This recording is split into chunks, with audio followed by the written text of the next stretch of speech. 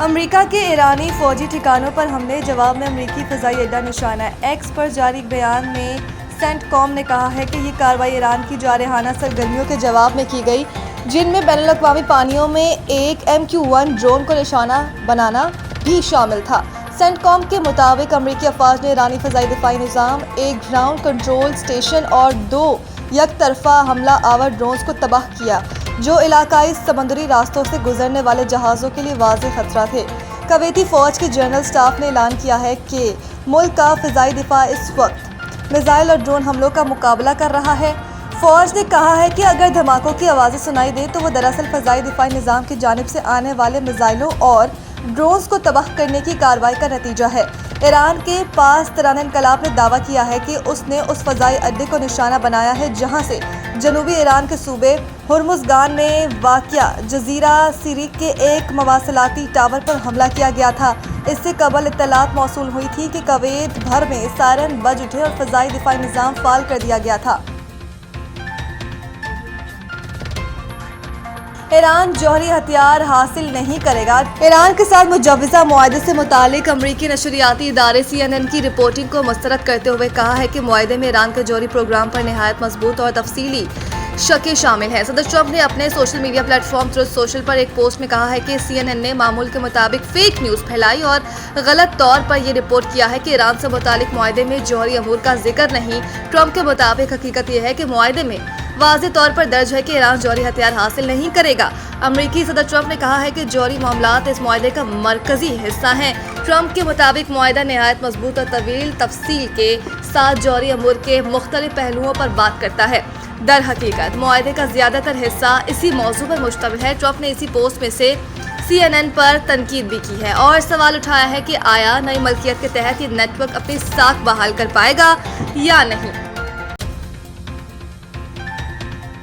तवज्जो दी जाए तो गिलगित बल्तिस्तान स्विट्जरलैंड बन सकता है। ख्वाजा साद रफीक सिकरदू में जलसा-ए-आम से खिताब करते हुए ख्वाजा साद रफीक का कहना था कि पार्टी क़यादत और वज़ीर आज़म की हदायत पर गिलगित बल्तिस्तान आया हूँ।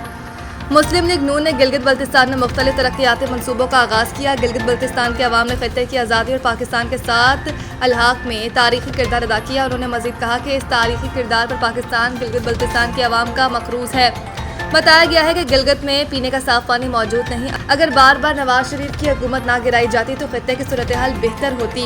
उनका मजीद कहना था कि तवज्जो दी जाए तो गिलगित बल्तिस्तान स्विट्जरलैंड बन सकता है। हम मुल्क में तामीर तरक्की का जाल बिछाएंगे। NFC में गिलगित बल्तिस्तान के अवाम को शेयर मिलना चाहिए। NFC में शेयर आने पर पैसा गिलगित के अवाम के साथ आज़ाद कश्मीर के अवाम को भी मिलेगा। साबिक वफाकी वजीर का मजीद कहना था कि मुस्लिम लीग नून की क़यादत मुल्क की तरक्की के लिए इक़दाम कर रही है। बजट 2026-27 में रियल एस्टेट सेक्टर के लिए रिलीफ का इम्कान। सरकारी ज़राए के मुताबिक आइंदा बजट में फाइलर्स के लिए प्रॉपर्टी की खरीद फरोख्त पर ट्रांजैक्शन टैक्स में कमी हो सकती है। ज़राए वज़ारत ख़जाना के मुताबिक प्रॉपर्टी की खरीदारी के लिए शक 236K के तहत विद होल्डिंग टैक्स 1.5% से कम होगा। प्रॉपर्टी की खरीदारी के लिए शक 236K के तहत विद होल्डिंग टैक्स 0.25% हो सकता है। प्रॉपर्टी की फरोख्त के लिए शक 236C के तहत विद होल्डिंग टैक्स 4.5% किया जाएगा। प्रॉपर्टी की फरोख्त के लिए शक 226C के तहत विद होल्डिंग टैक्स कम होकर 1.5% हो सकता है। ज़राए FBR के मुताबिक प्रॉपर्टी सेक्टर पर टैक्सेस में रद्दोबदल के लिए IMF को आगाह किया गया है। बजट में नॉन फाइलर के लिए प्रॉपर्टी की खरीदो फरोख्त पर कोई रिलीफ नहीं मिलेगा। नॉन फाइलर्स के लिए प्रॉपर्टी की खरीदो फरोख्त पर तकरीबन 10.5% के टैक्स आयद हैं।